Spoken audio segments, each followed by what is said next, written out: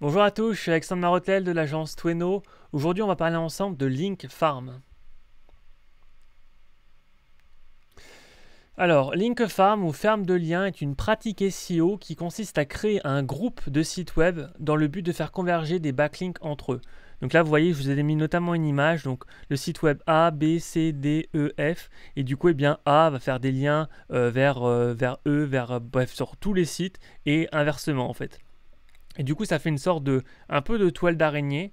Donc pourquoi est-ce qu'on fait ça? Pourquoi est-ce que cette pratique a été faite plutôt?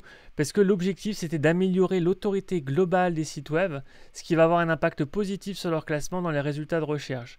Il s'agit clairement d'une technique qui est Black Hat, parce qu'elle est pénalisée par Google et par les autres moteurs de recherche de manière générale.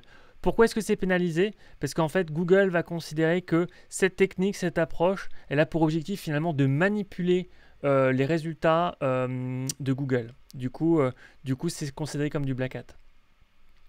Donc pourquoi éviter la technique de Link Farm? Alors il y a notamment eu une grosse mise à jour, alors ça remonte maintenant à quelques années, mais c'était notamment avec Google Penguin qui avait pour objectif finalement de ne plus considérer les liens spam ou même de pénaliser ces liens spam.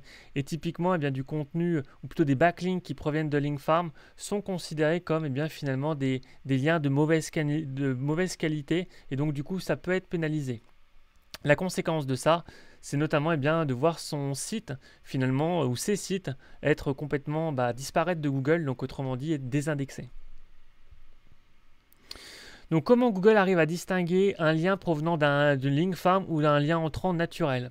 Alors effectivement, cette question-là, elle est intéressante.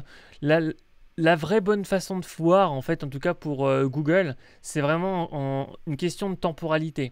C'est-à-dire que si vous n'avez jamais obtenu aucun lien dans le passé et du jour au lendemain, finalement vous recevez une quantité massive de liens sur une période de temps qui est extrêmement court et en grande quantité de manière subite, du coup il va vraiment y avoir un pic inhabituel finalement de backlink et du coup ça c'est vraiment très c'est susceptible en fait d'être vraiment une pratique black hat en fait. Du coup Google va être particulièrement attentif à ce moment là en fait. Alors quel est le rapport entre le link farm et le negative SEO? Alors le negative SEO, je vais faire une vidéo d'ailleurs dessus. J'ai fait un article sur Tweno assez détaillé sur ce sujet-là.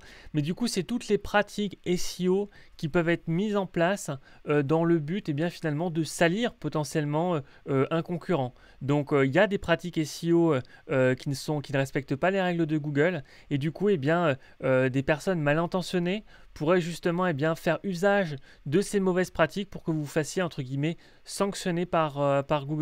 Et typiquement, la mise en place de manière évidente, par exemple, d'une ferme de liens, c'est une pratique justement à la fois Black Hat et du coup qui peut être utilisée malheureusement dans une optique de négative SEO.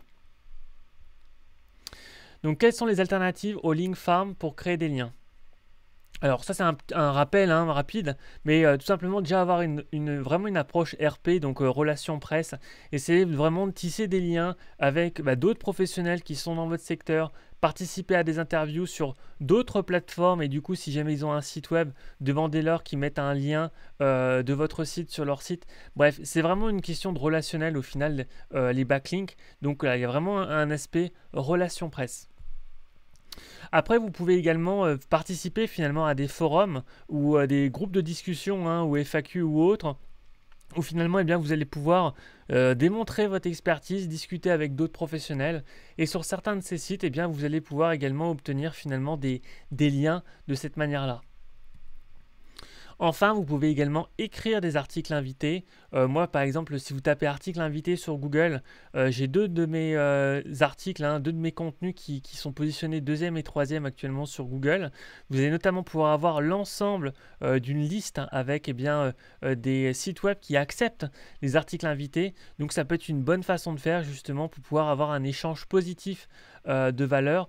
Vous allez proposer un article et en échange, la personne qui va recevoir l'article va vous faire un lien vers votre site web. Du coup, vous allez obtenir des backlinks. Et voilà, du coup, si vous souhaitez aller plus loin en termes de SEO, eh bien, n'hésitez pas à aller sur le site de Tweno. J'ai notamment une partie notamment sur les définitions SEO, là notamment, vous voyez, sur définition donc, du coup, de la link farm. Et vous retrouverez également des carousels et autres visuels à ce sujet-là. De même, j'ai également une collection de livres, donc du coup, apprendre le SEO. Si jamais ça vous intéresse, allez regarder. Et dernière partie, j'ai également une formation en ligne dans laquelle finalement j'aide des gens qui ont soit un site web avec aucun trafic ou des gens qui ont déjà un peu de trafic mais qui souhaitent vraiment accélérer en termes de croissance. Et du coup, je leur propose là les 4 modules qui permettent d'augmenter sa visibilité, son chiffre d'affaires et ses revenus grâce au référencement naturel, grâce au SEO. Donc n'hésitez pas à aller jeter un coup d'œil si ça vous intéresse. Et voilà. Allez, à bientôt.